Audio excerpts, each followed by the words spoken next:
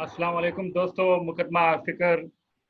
के एक प्रोग्राम में आपको हम दोबारा से खुशामदीद कहते हैं। और जैसा कि हमने वादा किया था कि इसके बाद हम लेनिन पर बढ़ेंगे और लेनिन पर बहस और वो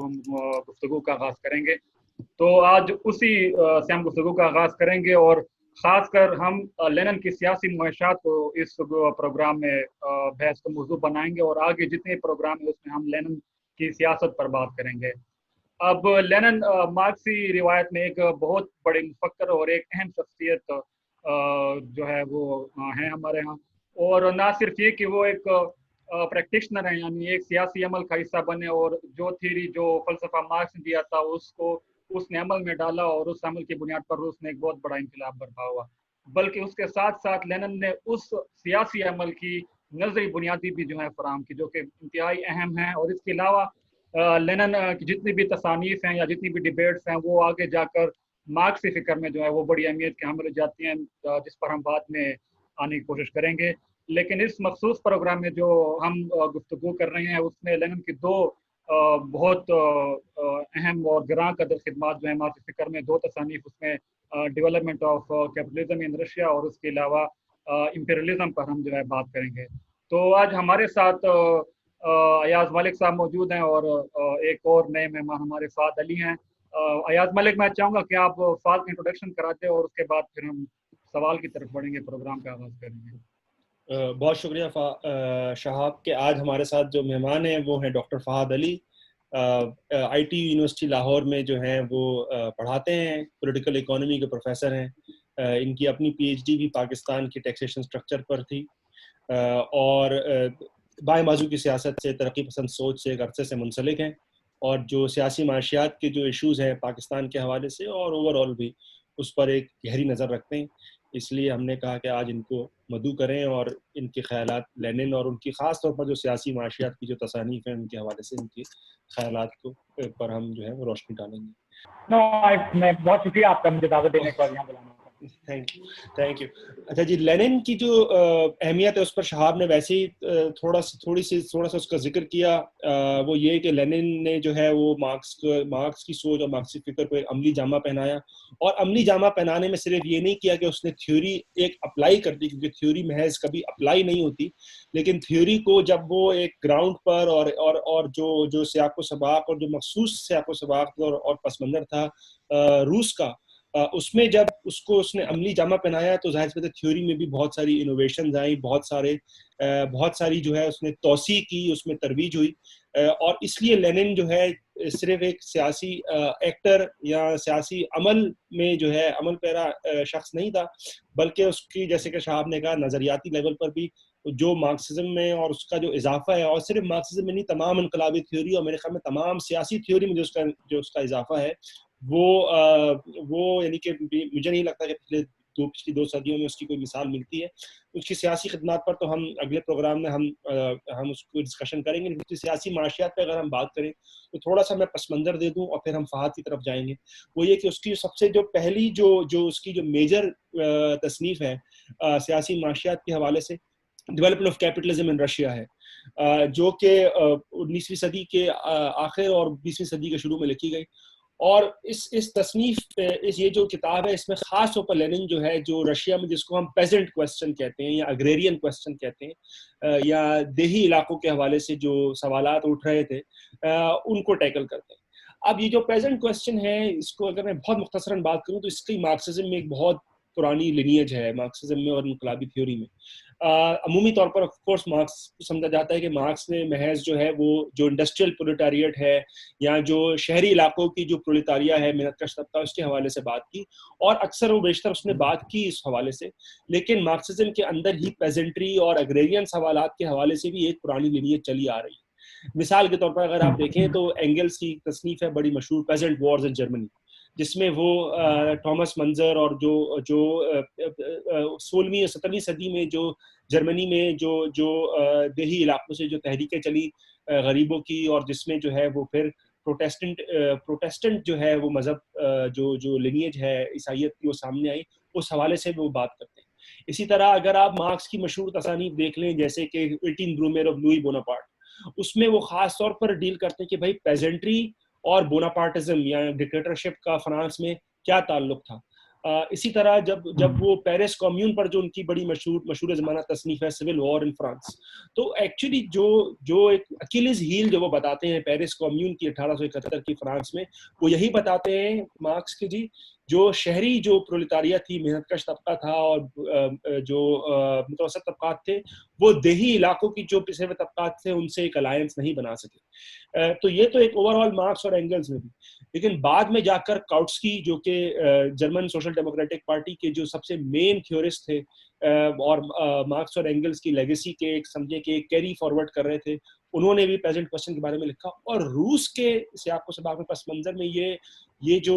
सवाल है ये बहुत अहमियत इख्तियार कर जाता है, क्योंकि रूस में जो सोशलिज्म और इनकलाबी तहरीक की जो बुनियादें थी, जो शुरुआत थी, वो बुनियादी तौर पर होती ही पेजेंट सवाल से है। और उसमें जो एमिनेंट जो सबसे जो नुमाया जो टेंडेंसी थी उसको नरोडनिक्स कहा जाता है। और उनके जो सियासी जो अफकार थे और जो नज़रियात थे उस पर हम फ़हाद थोड़ी सी रोशनी डालेंगे। लेकिन ये मैं आपको बताता चलूँ कि नरोडनिक्स और नरोडनिक्स से पहले जो इस तरह की जिनको हम अग्रेरियन पॉपुलिस्ट टेंडेंसीज कहते हैं आज, उनका मार्क्स की फिक्र पे भी बहुत ज़्यादा असर था। तो मिसाल के तौर पर मार्क्स जो है वो रूस में जिन इनकलाबियों से जो है वो ख़त व किताबत कर रहे थे, वो भी नरोडनिक टेंडेंसी से ताल्लुक़ रखते थे। इसी तरह बाद में लेनिन ने अपनी जो मशहूर ज़माना तसनीफ़ है पार्टी की तंजीम पर, what is to be done, what is to be done का टाइटल जो है वो लेनिन का अपना नहीं था। What is to be done का टाइटल एक रशियन मुफक्कर और इनकलाबी थे निकोलाई चर्नशेव्स्की, उनका एक नॉवल था जो कि एक रेडिकल फेमिनिस्ट और सोशलिस्ट नॉवल है। मैं तमाम दोस्तों को रेकमेंड करूंगा कि जरूर जाके वो पढ़ें, बेहतरीन नॉवल है। उसका टाइटल था what is to be done, tales of a new people.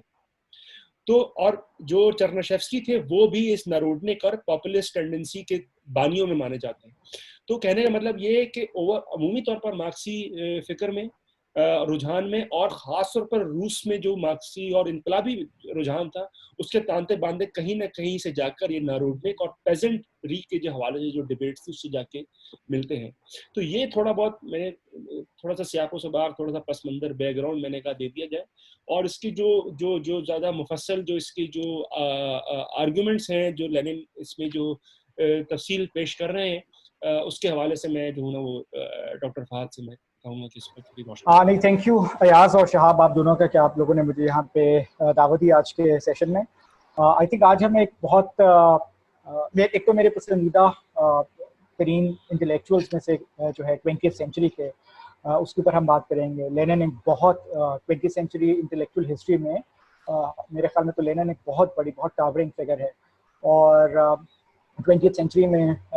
if he is not the best, he's certainly one of the best intellectuals of the 20th century.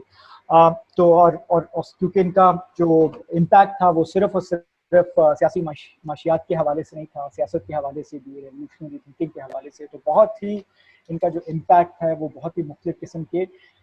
Areas में रहा। दूसरी बात है कि लेनिन को जो समझना है वो कुछ आसान भी नहीं है, थोड़ा सा मुश्किल भी है। कई दफ़ा तो मुझे लगता है कि लेनिन को मार्क्स से ज़्यादा समझना मुश्किल है, क्योंकि लेनिन जो था वो अपने वक्त का बहुत ही इंगेज इंटेलेक्चुअल था। और ये बात आपको मार्क्स के अंदर भी मिलती है,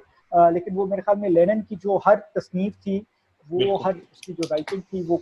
किसी ना किसी के रिस्पॉन्स में, किसी ना किसी के जवाब के तौर पर लिखी जाती थी। तो वो और जब तक आप उसका सियाको सबाक समझने के लिए उस राइटिंग को ना पढ़ लें, उस पैम्फलेट को ना पढ़ लें जिसके रिस्पॉन्स में लेनिन ने अपनी तहरीर लिखी होती है, तो तब तक आपको लेनिन जो क्या बात करना चाह रहा है, किस चीज़ के ऊपर वो आपकी अटेंशन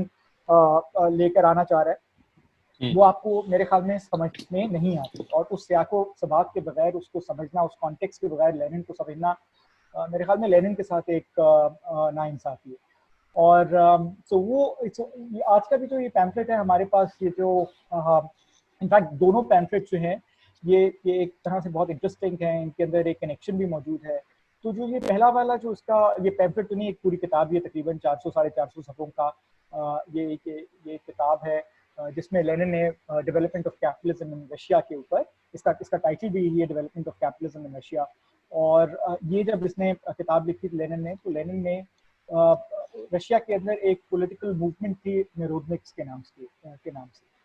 तो जिस तरह से आपने यहाँ में पहले से जिक्र किया, ये एक तरह से इसका एक रेवोल्यूशनरी एंगल भी था, लेकिन इस पर्टिकुलर मूवमेंट का। और ये मूवमेंट रशिया में इमर्ज की थी 1861 के बाद, जब जो फ्यूडलिज्म थी वो खत्म हो गई, और जो बहुत सारे सर्फ्स थे पहले वो पेजेंट्स में तब्दील हुए, और पेजेंट्स में और वो बहुत सारा लैंड जिसके ऊपर वो पहले फ्यूडल लॉर्ड्स के लिए, जिनको रशिया में महाराजा कहा जाता था, उनके ऊपर जो काम करते थे, अब वो उसको पेजेंट कम्युन्स के तौर के ऊपर मिलके ओन करते थे। तो वो एक तरह से जमीन जो थी वो उसकी ट्रांसफर हो गई थी from those feudal lords, feudal landlords, to this new peasantry that has emerged in Russia after feudalism was ended over there, और सर्फडम जो थी वो वहाँ पे खत्म हुई। तो ये नेरोदनिक्स जो थे ये एक लिहाज से पेजेंट्री के अंदर एक रेवोल्यूशनरी फोर्स के तौर पे देखा करते थे। ये एक तरह से ये आर्ग्यू किया करते थे कि लैंड को है ये कुलाक से जो इनके पास अभी रह भी गया है, इसको भी छीन के ये हमें पेजेंट्स को दे देना चाहिए। लेकिन उनका एक और जो ज्यादा कंट्रोवर्शियल, ये तो शायद इतना कोई कंट्रोवर्शियल पॉइंट नहीं है, लेकिन जो इनका एक और कंट्रोवर्शियल पॉइंट था बहुत ज्यादा, वो ये था कि जो रशिया के अंदर कैपिटलिज्म एग्जिस्ट करती है कि नहीं करती है। और इस सवाल के ऊपर उनकी जो पोजीशन थी उससे लेनिन एग्री नहीं करता था। वो ये कहते थे कि जी नेरोदनिक्स जो है, अब मैं भी नेरोदनिक्स के बारे में कोई उनकी तारीख का कोई माहिर नहीं हूँ, इसलिए मेरे ख्याल में हमारे सुनने वाले जो हैं वो शायद बहुत ज़्यादा जानते हैं नेरोदनिक्स के बारे में। लेकिन उनके अंदर भी कुछ रुझानात थे, और एक रुझान जो था ख़ास तौर पे वो ये ज़रूर कहता था कि रशिया के अंदर कैपिटलिस्ट डेवलपमेंट जो है वो आ ही नहीं सकती। और वो और एक तो मार्क्स, तो लेनिन ने उन सारी बातों का जवाब देने के लिए उसने ये एक पूरी किताब ही लिखी। मेरे ख्याल में उस जमाने में फेसबुक और ट्विटर तो होता नहीं था, तो लोग कमेंट्स के सेक्शन के अंदर लंबी लंबी बहसें नहीं कर सकते थे, तो किताबें लिखनी पड़ती थी। तो लेनिन ने जो ये जो किताब पूरी लिखी, वो उसने नेरोदनिक्स को एक लिहाज से एक जवाब देने के लिए किताब लिखी कि मैं आपको ये बता कि ये समझाने के लिए कि ये कि रशिया के अंदर कैपिटलिस्ट डेवलपमेंट होते, तो वो यहाँ पे इस किताब को भी आप पढ़ना शुरू करें तो उसको बहुत बेसिक से स्टार्ट करते हैं, और बार बार उसको जो मार्क्स ने जो कैपिटलिज्म की डेफिनेशन दी थी वो दी थी, और वो आपको बार बार अपने रीडर को उन बेसिक सवालात के ऊपर लेके जाना चाहता है जो कि मार्क्स ने उठाए थे अपनी किताब के अंदर, कैपिटल के अंदर, वॉल्यूम 1 के अंदर जो उसने खुद लिखी, और फिर वॉल्यूम 1 और 2 जो है वो एंगल्स और काउस्की ने जो उसको एडिटेड वॉल्यूम्स के तौर पे लेकर आए, 2 और 3 को, वॉल्यूम 2 एंड 3 को। तो ये जो किताबें थी ये वो बार बार उनको रेफर करता है, और वो उसका मकसद यही है कि हम देखेंगे जी अच्छा हम कैपिटलिज्म को कैसे डिफाइन करते हैं, किन बेसिस के ऊपर नेरोदनिक्स से कहते हैं कि जी अच्छा कैपिटलिज्म के। और उसको बेसिकली जो मेन मुझे जो समझ में आया वो इतराज ये था कि जी अच्छा नेरोदनिक्स, हालांकि वो ये बात इस तरीके से नहीं कहता, लेकिन मेरे ख्याल में वो उसके अंदर एक पॉइंट देता है कि नेरोदनिक्स को ये समझ में नहीं है कि कैपिटलिज्म क्या चीज होती है, ठीक है। और मसलन वो शुरू में जो बात करता है कि जी अच्छा उनको ये समझ में नहीं आती कि जो मार्केट है इकोनॉमी के अंदर वो किस तरीके से वजूद में आती है, ठीक है। और वो और एक स्पेशलाइजेशन जो है इकोनॉमी के अंदर, जो सेक्टोरल डिविजन्स आती हैं जिसमें स्पेशलाइजेशन जो है वो हद से बढ़ती जाती है, वो किस तरह से वजूद में आती है। और वो ये फिर ये सारी जो सवालात उठाने के बाद देखता है कि जी अच्छा ये चीजें जो हैं, ये कंडीशन जो हैं, ये रशिया के अंदर मौजूद हैं कि नहीं। और उसके ऊपर उसने फिर बहुत डिटेल के अंदर स्टेटिस्टिक्स हैं, नंबर्स हैं, उसने फिगर्स, डेटा इकट्ठा किया है, और लोगों की तहरीरें पढ़ी हैं, जिसके बाद वो पढ़ने के बाद जो है वो अपना एक कंक्लूजन ड्रॉ करता है, और हम उसके ऊपर भी कंक्लूजन के ऊपर आते हैं। तो सबसे पहले तो वो ये कहता है कि देखिए नेरोदनिक्स को जो ये बात समझ में नहीं आती वो ये कि अच्छा सोशल डिवीजन ऑफ लेबर क्या चीज होती है, और सोशल डिवीजन ऑफ लेबर जब सोसाइटी में बढ़ती है तो उसकी वजह से जो हमारे पास जो स्पेशलाइजेशन है वो भी एक्सपैंड करती है सोसाइटी के। और हमारे पास और उसकी वो मिसाल जिस तरह से देता है कि अच्छा अगर आप और मुल्कों के अंदर भी देखें तो जो हमारे पास जो कमोडिटी प्रोड्यूसिंग सेक्टर भी जो है उसके अंदर भी सब सेक्टर्स आए थे, और फिर सब सेक्टर्स के अंदर फर्दर सब सेक्टर्स आए थे, और इस तरह से आए थे कि वो कई दफा कोई प्रोडक्ट बना रहे होते हैं तो कुछ सेक्टर्स जो हैं वो किसी प्रोडक्ट का एक बहुत ही स्पेशलाइज्ड किस्म का हिस्सा बना रहे होते हैं, वो उस प्रोडक्ट के मुतालिक कुछ और नहीं बनाते। तो एक लिहाज से वो ये 1907 के अंदर इसने इसका सेकंड प्रेफेस लिखा है इस पैम्फलेट का, समझ ले। तो इसका मतलब है इसका फर्स्ट प्रेफेस जो है वो 1907 से पहले लिखा जा चुका है। तो ये लेट 19th सेंचुरी और अर्ली 20th सेंचुरी के अंदर ये लिखी गई जो किताब है, आपको एक बहुत लिहाज से आपको मौजूदा जमाने के अंदर भी जो चीजें हैं उनको भी समझने की मदद दे रही है कि आप कि पॉलिटिकल इकोनॉमी जो है उसके अंदर जब इकोनॉमी कैपिटलिस्ट डेवलपमेंट उसके अंदर प्रोसीड करती है तो उसके अंदर स्पेशलाइजेशन जो है, सोशल डिवीजन ऑफ लेबर जो है वो किस तरीके से बढ़ती है। मतलब आप मौजूदा हालात में देख लें कि आपके पास जो हमारे मुल्क में गाड़ियां भी बनती हैं उसके एक छोटा सा पुर्जा बनाने वाली एक बिल्कुल अलहदा से फैक्ट्री होती है, और इस तरह के कहीं बहुत से बेशुमार फैक्ट्रीज हैं, बेशुमार यूनिट्स हैं जो उस तमाम गाड़ी के पार्ट्स बनाती हैं और वो फिर मेन जो गाड़ी को बनाने वाला मैन्युफैक्चरर उसको बेचती हैं या वो उनसे खरीदता है और फिर वो उन सबको जोड़ के एक आपके पास आपकी गाड़ी बेची जाती है। ये स्पेशलाइजेशन जो थी, ये जो सोशल डिवीजन ऑफ लेबर के तहत आती है, ये इसके लिहाज से मेरे ख्याल में लेनिन के लिए एक बहुत आम पॉइंट था। दूसरा जो आम पॉइंट ये था कि अच्छा सोशल डिवीजन ऑफ लेबर जो है ये एक लिहाज से मार्केट की एक्सपेंशन भी बनती है ना, कि आपके पास जो उससे पहले वाली एक जो है इकोनॉमी, लेनिन जो है ये जब सारी बातें कर रहे हैं तो वो दो टर्म्स, मैं आपने जब मुझसे ये बात की थी तो इसके बाद मैं इस पैम्फलेट को दोबारा, इस किताब को दोबारा देख रहा था तो मुझे कुछ टर्म थी वो बहुत शुरू में वो इंट्रोड्यूस करा देता है, वो मुझे बड़ी इंटरेस्टिंग लगी। पहले मैंने उसके बारे में कभी सोचा नहीं। वो दो किस्म की इकोनॉमीज के बारे में बात कर रहा है ना, वो एक नेचुरल इकोनॉमी की बात कर रहा है, फिर वो एक कमोडिटी इकोनॉमी की बात कर रहा है, और फिर वो एक कैपिटलिस्ट इकोनॉमी या मार्केट इकोनॉमी के बारे में बात कर रहा है। तो वो ये कहता है कि नेचुरल इकोनॉमी जो है वो बात करता है, नेचुरल इकोनॉमी वो इकोनॉमी है जिसके अंदर जो प्री कैपिटलिस्ट इकोनॉमी रशिया के अंदर है, खासतौर पे वो रशिया के कॉन्टेक्स्ट में बात करें तो वो, और उसके अंदर एक हम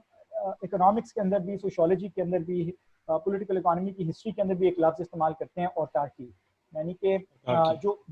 जो विलेज जो है वो एक लिहाज से सेल्फ सफिशिएंट यूनिटी होता है ना, उसके अंदर को बहुत ज्यादा, एक हाउस होल्ड भी जो है वो एक सेल्फ सफिशिएंट यूनिटी होता है, उसके अंदर जो कुछ भी अपनी जरूरत के मुताबिक अपनी जरूरत के लिए पैदा करना होता है वो पैदा कर लेता है, वो कपड़ा भी पैदा कर लेता है, वो धागा अगर उसके पास नहीं है, थोड़ी बहुत जो चीजें नहीं है वो ले आते हैं, वो धागा ले आते हैं, उससे कपड़ा बना लेते हैं, कुछ और मिट्टी ले लेते उससे बर्तन बना लेते हैं या कुछ और कर लेते हैं इस तरह से, या जो खाना और जमीन तो उनके पास होती थी, चाहे वो सर्फ के ऊपर एज अ सर्फ काम करे हैं किसी फ्यूडल लॉर्ड के लिए, या फिर वो बाद में विलेज कम्युनिटी के अंदर अपने लिए कुछ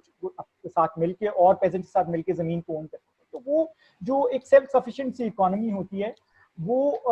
उसके अंदर वो ये कहता है कि सोशल डिवीजन ऑफ लेबर जो है वो एक क्या कहते हैं उसका एक कैरेक्टरिस्टिक नहीं होती। और जब वो नेचुरल इकोनॉमी शिफ्ट करती है, ट्रांजिशन कर जाती है to market economy, to commodity economy and then later on to market economy, तो आपके पास जो सोशल डिवीजन ऑफ लेबर है वो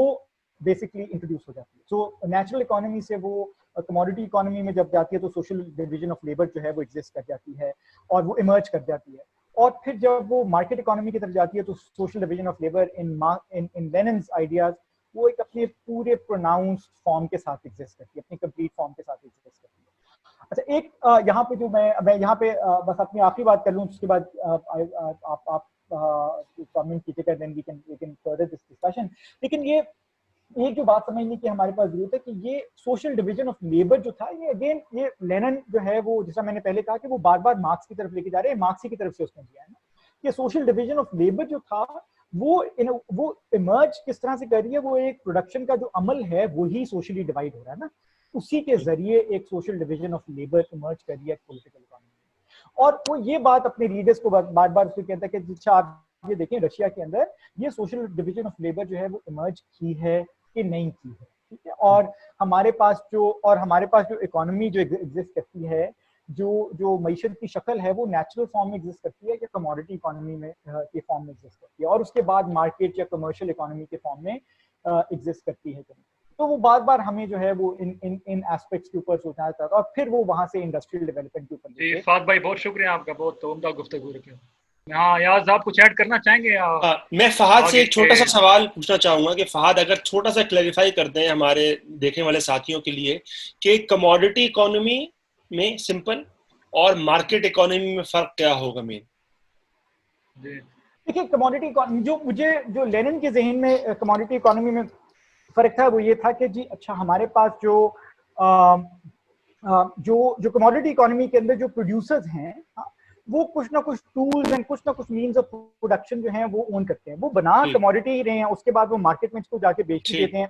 बट वो सारी की सारी कमोडिटी प्रोडक्शन जो है वो वेज लेबर के कॉन्ट्रैक्ट के अंदर नहीं हुए, ठीक है। जब वो मार्केट इकोनॉमी की तरफ चली गई है सारी की सारी, एक कमर्शियल एस्पेक्ट उसमें आ गया है, तो ये बहुत सारे जो स्मॉल प्रोड्यूसर्स हैं ये डिसअपीयर हो गए,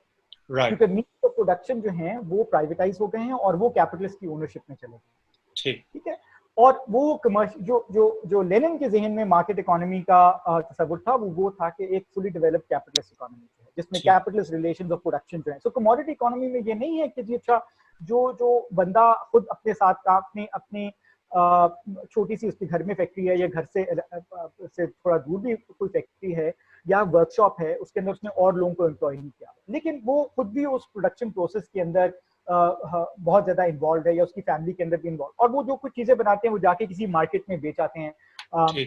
वगैरह वगैरह। लेकिन वो प्राइमरीली जो है वो कमोडिटी प्रोडक्शन नहीं है, और उसके अंदर जो मीन्स ऑफ प्रोडक्शन जो है वो इन जनरल कॉन्सेंट्रेटेड नहीं है एक प्राइवेट ओनरशिप के अंदर। और सो वो जो ट्रांजिशन है वो मार्केट इकोनॉमी में लेनिन के लिए वो ये है कि वो कमोडिटी से मार्केट इकोनॉमी में चले गए, जहाँ पे in general means of production जो है they are owned by the capital. ठीक ठीक, सब जी अयाज ऐड करेंगे कुछ आप अयाज? हाँ जरूर, मैं कहना चाह रहा था कि इसमें ये बहुत अच्छी फहद ने बात की कि जो डिफरेंशिएशन और सोशल डिवीजन ऑफ लेबर वाली बात, क्योंकि ये बात जाके जो सियासी बहस थी नारोडनिक्स वाली उससे जाके मिलती है, जो कि फहद ने भी जिस तरह इशारा किया कि वहां पे बहस ये थी जो नारोडनिक्स में, मैं बहुत ही मोटी और बड़ी सादा सी बात करूं तो उनका एक तस्वुर ये था कि भाई पेजेंट्री जो है ना वो अनडिफरेंशिएटेड चीज है, यानी कि वो एक समझे कि एक यूनिफाइड किस्म की कैटेगरी है जो कि बुनियादी तौर पर कैपिटलिस्ट नहीं है, जैसे कि फहद ने कहा। और उनके और भी कुछ नजरियाती तस्वुरात थे कि भाई ये बिल्कुल वेस्ट, जो सो कॉल्ड वेस्ट है उससे बिल्कुल मुख्तलिफ यहाँ पे डेवलपमेंट होगी और यहाँ पर तो सरमायादारी आ ही नहीं सकती, और क्योंकि यहाँ सरमायादारी आ ही नहीं सकती इसलिए यहाँ पर जो पेजेंट जो तरीका है जिसको नेचुरल इकोनॉमी फहद ने कहा, जो कि वहां पर विलेज कम्यून था जिसको मीर कहा जाता था, तो उसकी बुनियाद पर जो है वो स्किप करके कैपिटलिज्म को सोशलिज्म की तरफ जाया जा सकता है। अब जैसे कि फहद ने भी जिक्र किया और पहले भी इसकी तरफ अंदेशा दिया था मैंने कि लेनिन इस एम से तो सिंपैथेटिक था कि भाई सोशलिज्म की तरफ जाना है, लेकिन लेनिन ऑफ कोर्स बार बार कहते हैं कि भाई हमें ठोस हालात का ठोस तज्जिया करना है, और ठोस हालात में हम ये आइडियलाइज कैटेगरी से नहीं चल सकते कि जी पेजेंट्री है कोई अनडिफरेंशिएटेड किस्म की चीज है, बल्कि उसने जिस तरह फहद ने कहा कि उसने बताया कि भाई इस मुख्तलिफ इकसाम की जो सियासी माशियात है इसमें ट्रांजिशन भी होती है और हुई है रशिया के कॉन्टेक्स्ट में, और इसकी वजह से जो सोशल डिवीजन ऑफ लेबर और जिसको वो डिफरेंशिएशन कहता है वो पैदा हो रही है। अब इस डिफरेंशिएशन और ट्रांजिशन के हवाले से जो है जो लेनिन बहुत इंटरेस्टिंग बात करता है वो कुछ मुख्तलिफ किस्म के पाथवेज आइडेंटिफाई करता है कि किस तरह डिफरेंशिएशन होती है पेजेंट्री के अंदर और किस तरह अग्रेरियन कॉन्टेक्स्ट में जो देही सियाक सबाक पस मंजर होता है, हालात होते हैं, उनमें सरमायादारी निज़ाम जो है वो डेवलप होता है, उसका अर्तका होता है, और उसमें खास तौर पर वो जिन दो पाथ्स की बात करता है जिनको वो कहता है प्रशियन पाथ और अमेरिकन पाथ। अच्छा, इनमें क्या फर्क है मैं बहुत मोटी बात कर दूंगा, हो सकता है फहद भी इस पर रोशनी डालें थोड़ी बहुत, लेकिन अमेरिकन पाथ बेसिकली ये कि पेजेंट्री जो मिडिल और पुअर पेजेंट्री है, जो समझे कि बहुत बड़े सरमायादार नहीं है, बहुत बड़े जागीरदार नहीं है, जो मीडियम लेवल के जागीरदार या जमींदार हैं, उनके अंदर डिफरेंशिएशन होती है और उनके अंदर एक ऐसा तबका उभरता है जो कि सरमायादारी तर्ज पर फार्मिंग और क्या कहते हैं कि ज़राअत और काश्तकारी की तरफ जाता है, जो कि बेसिकली स्मॉल पेजेंट और मिडिल पेजेंट के अंदर से कैपिटलिस्ट क्लास निकलती है, और फिर वो जो है जो लेनिन के मुताबिक फिर वो जो है जो बड़ा जागीरदार तबका है उसको चैलेंज करता है और उसको ओवरथ्रो करता है, और एक सरमायादारी अग्रेरियन कॉन्टेक्स्ट में सरमायादारी का निज़ाम जो है वो राइज होता है, जिसको जो ये छोटे पेजेंट से और मिडिल पेजेंट से निकलने वाली जो ट्रांजिशन है उसको लेनिन कहता है ये अमेरिकन पाथ टू कैपिटलिज्म। दूसरी तरफ जो एक और जिस तरफ इशारा वो करता है वो कहता है कि एक और तरीका ये है कि ऊपर से सरमायादारी लाई जाए, ना कि जिस तरह ये नीचे से निकली अमेरिकन बात है, ऊपर से जो बड़े जागीरदार हैं वो किसी न किसी वजह से, प्रेशर की वजह से, जंग की वजह से, नजरियाती वजूहात की बिना पर कि उनको डेवलप करना है, कैचअप करना है वेस्ट से, जिस तरह हमारे यहाँ पाकिस्तान में भी जो ग्रीन रेवोल्यूशन था उसी तरह था कि बड़े जो जागीरदार हैं वो अपने बलबूते पर ट्रांजिशन करें, वो जो है वो शेयर क्रॉपिंग जिसको हम कहते हैं, हिस्सा बटाई की जो फार्मिंग का जो तरीका है उससे हटकर वेज लेबर यानी कि उजरती मजदूरों को हायर करना शुरू करें, और फिर अपनी जो काश्तकारी का जो तरीका है उसमें जो है ना वो टेक्नोलॉजिकल और मुख्तलिफ किस्म की जो है ना वो इम्प्रूवमेंट्स लाएं। तो ये जो ऊपर से जो सरमायादारी की तरफ ट्रांजिशन का जो तरीका है, इसको लेनिन कहता है ये प्रशियन पाथ है। प्रशियन यानी कि उस जमाने का जो जर्मनी था, उधर जो जंकर एक कास्ट थी, जंकर मिलिट्री फ्यूडल कास्ट जिसको कहा जाता है, उधर जो है वो इस तरह ऊपर से जो है वो सरमायादारी लाई गई थी, ना के जो निचले और मुतवसत लेवल के जो जमींदार थे उनसे। और लेनिन जो है वो, if I am not wrong, Fahad can correct me here, if I am not wrong, Lenin कहता है कि रशिया में अगर आप देखें तो मुख्तलिफ इलाकों में मुख्तलिफ तरीकों से ट्रांजिशन हो रहा है। कहीं पर प्रशियन पाथ के जरिए हो रहा है जिधर ऊपर से ट्रांजिशन हो रही है, और कहीं पर जो है ये अमेरिकन पाथ के जरिए हो रहा है। तो इसकी भी वो तफसील में जाता है। मैं यहाँ रुक जाऊंगा। मैं ख्याल में फहद अगर इस डिफरेंशिएशन के हवाले से और इसके पाथवेज पर से थोड़ी सी बात कर लगे तो फिर हम इस पर आगे बढ़ें। ये आपने बहुत जबरदस्त आई थिंक पॉइंट्स उठाए हैं, और ये बहुत आई थिंक ये इस पैम्फलेट के हवाले से तो जाहिर बात है बहुत रेलेवेंट भी हैं। ये देखिए, नेरोदनिक्स का जो एक ख्याल था कि वो एक तो ये था कि जी अच्छा, चूंकि कैपिटलिज्म रशिया में वो हम एक और अगर इस्तेलाह प्रशियन पाथ्स और अमेरिकन पाथ्स के अलावा कि वो एक ऑर्गेनिक फॉर्मेशन नहीं है, चूंकि रशिया के अंदर कैपिटलिज्म की, यानी कि वो नीचे की तरफ से इमर्ज नहीं कर रही, उसके अंदर अपने अपने खुद रो उसके अंदर कोई एवोल्यूशनरी प्रोसेस नहीं है, ठीक है। तो ऑर्गेनिक और एवोल्यूशनरी प्रोसेस नहीं है, इसलिए कैपिटलिज्म रशिया के अंदर नहीं आ सकती, या उसको हम कैपिटलिज्म मान नहीं सकते। ये तो this has been imposed from above, और इसलिए ये इसको हमें कुछ और कहना चाहिए। तो इसके ऊपर वो जाहिर बात है वो लेनिन जो था वो इससे बहुत इख्तिलाफ करता था। और ये आपने जो बात कही कि लेनिन यही बताता है कि अच्छा ये मुख्तलिफ हिस्से हैं जहाँ पे रशिया के अंदर जहाँ पे जो पाथ टू कैपिटलिस्ट डेवलपमेंट है ये भी मुख्तलिफ रहा है। और अगर आप, क्योंकि एक तो ये कि अगेन वो जो इस चीज़ को समझने के जो है वो लेनिन के लिए जो मेरे ख्याल में हमें जो हमारे लिए जो एक इम्पॉर्टेंट बात है सारे बहस में, वो ये कि लेनिन के लिए जो चीज़ों का समझने का मेयार है ना वो वही है जो कि एक लिहाज से मार्क्स के पास है, कि वो डायलेक्टिकली चीज़ों को समझते हैं, ठीक है। सो जो ये सिर्फ मैटर नहीं करता कि जी अच्छा इनिशियल मूवमेंट जो है किसी चेंज की, किसी ट्रांसफॉर्मेशन की, वो कहाँ से आ रही है, लेकिन वो किस किस्म के डायलेक्टिकल प्रोसेस जो है वो स्टार्ट करती है, और उन डायलेक्टिकल प्रोसेसेस की वजह से मजीद किस किस्म की चेंजेस जो हैं वो जन्म देते हैं। तो ये ठीक है, ये तो हम पाकिस्तान, बल्कि बहुत सारी जो वर्ल्ड वॉर 2 के बाद जो पोस्ट कॉलोनियल सोसाइटीज थी उनमें सब जगह जो थी वो कैपिटलिज्म जो है वो एक लिहाज से आप यही कह लें कि वो प्रशियन पाथ है, it has been imposed from above, ठीक है। और उसके अंदर बल्कि रियासत का तो बहुत अहम रोल रहा है कि जी एक कैपिटलिस्ट क्लास को डेवलप किया जाए, और क्या कहते हैं पेजेंट्री को भी एक लिहाज से डेवलप किया जाए। जो बड़ी बड़ी लैंड होल्डिंग्स थी पाकिस्तान के अंदर, बहुत इफेक्टिव लैंड रिफॉर्म्स हुए, लेकिन बहुत सारी और जगहों पे साउथ कोरिया है, चाइना है, और बहुत सारी जगहों के ऊपर बहुत इफेक्टिव किस्म के लैंड रिफॉर्म्स हुए। तो यहाँ पे तो वहाँ पे जो ये सारी की सारी चीजें थी, ये अब इन सब के अंदर लेकिन इन सब ममालिक के अंदर इन सब चेंजेस ने एक ऑर्गेनिक चेंजेस को भी जन्म लेके दिया ना, एक ऑर्गेनिक फोर्सेस को भी अनलीश किया, जिसने डायलेक्टिकली इंटरैक्ट किया है, एक क्रिटिकल एंगेजमेंट रही है with what is happening from the above. रियासत जो करने की कोशिश कर रही है, सोसाइटी उसको किया, और उसकी जो उसके इंटरैक्शन से एक कैपिटलिज्म की एक मखसूस फॉर्म जो है वो इन सब मुल्कों के अंदर एग्जिस्ट करती है। उसके अंदर एक ब्रॉड फीचर्स कॉमन है तमाम मुल्कों के अंदर, लेकिन उसके हर मुल्क के अंदर कोई अपने अपने थोड़े बहुत मखसूस फीचर्स भी हैं। तो आप दोनों चीजों, और यही बात मेरे ख्याल में लेनिन यहाँ पे कह रहा है कि जी अच्छा ठीक है, कैपिटलिज्म की इमर्जेंस जो है वो ये कहीं नहीं लिखा हुआ कि जी it has to be sort of this organic. अगर वो उसका सिर्फ पॉइंट मेरे ख्याल में जो ये था, शायद तुम एग्री करो कि अगर वो ऑर्गेनिक होगी तो शायद उसकी आगे में जाके शक्ल जो है वो थोड़ी सी मुख्तलिफ हो जाएगी बजाय इस शक्ल के, ठीक है। और क्या कहते हैं, और जहां पे वो ऑर्गेनिक है वहां पे उसकी शक्ल ये है, और जहां पे वो रशिया के अंदर ऑर्गेनिक नहीं है, जहां पे वो हम कहते हैं कि वो इम्पोज फ्रॉम अबव है, तो वहां पे उसकी शक्ल कुछ और है। तो ये सवाल एक लिहाज से उसके लिए इंपॉर्टेंट था। फिर दूसरी बात ये कि वो जो एक और बहुत नेरोदनिक्स के लिए जो जिसको क्रिटिसाइज करता था वो ये था कि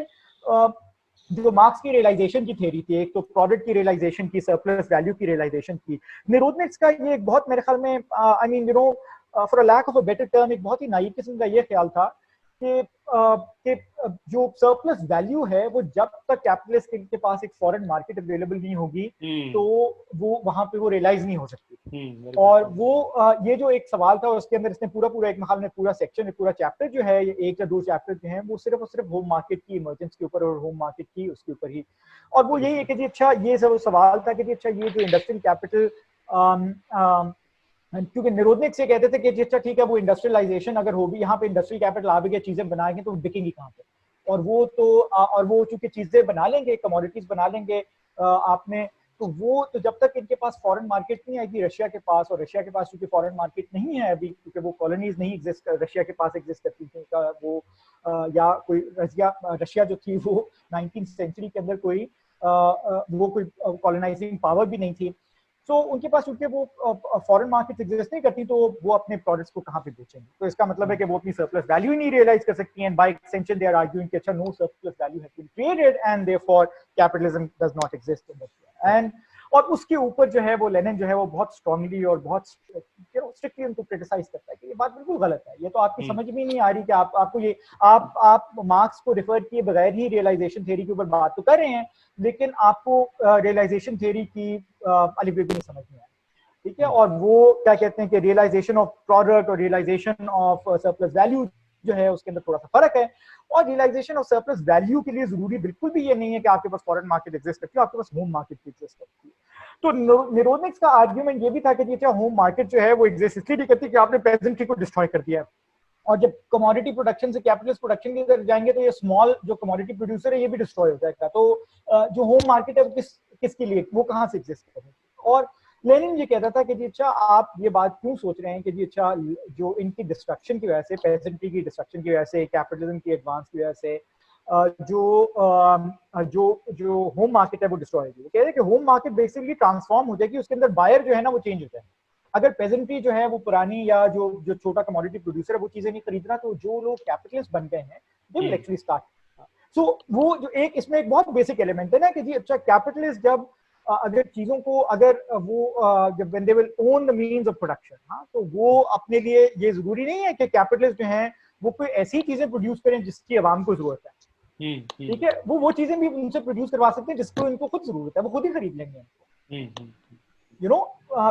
ये जो तो वो सरप्लस वैल्यू जो है ये जरूरी नहीं है कि जी अच्छा ठीक है कि हम कि ये तो बहुत देर बाद आके आया ना कि जी अच्छा आपके पास जो एक खास तौर पे कैपिटलिस्ट डेवलपमेंट के अंदर एक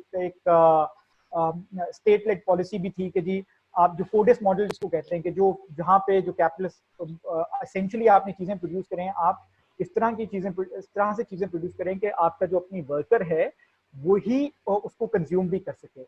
यानी कि मैस कंजम्पशन का जो लेवल था वो तो उस टाइम के ऊपर एग्जिस्ट नहीं करता था। तो इसलिए लेकिन मैस कंजम्पशन को कैपिटलिज्म की इमर्जेंस से नहीं जोड़ा जा सकता। आप ये नहीं कह सकते कि कैपिटलिज्म सिर्फ उसी वक्त इमर्ज करेगी, उसी वक्त एग्जिस्ट करेगी अगर मैस कंजम्पशन है, और होम मार्केट एक बहुत बड़ी होगी तो ही कैपिटलिज्म एग्जिस्ट करेगी। होम मार्केट अगर छोटी है, श्रिंक करती है,